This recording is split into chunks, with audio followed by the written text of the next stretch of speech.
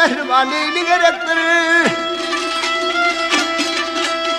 Ey buğday renk olsun akben ey karaden ey Süydü hoşluk hali gerektir.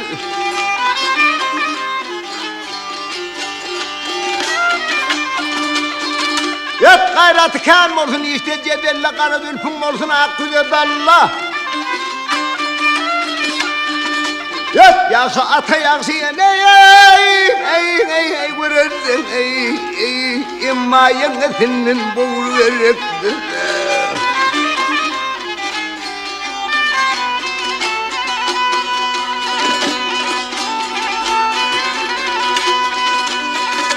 Hep elin altın kase ak olsun, bana manma kuşluk tuğun tap olsun.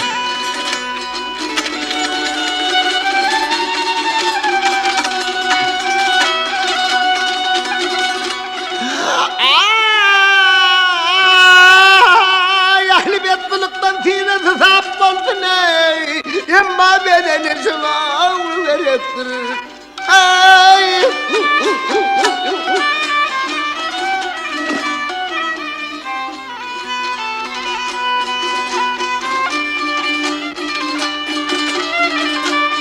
Hep bunu dergahını yedim tutar men, kabul eten çerin zanım yeter men.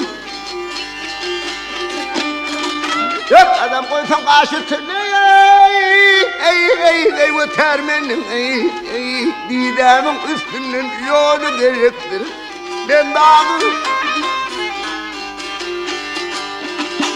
koydu ağay ha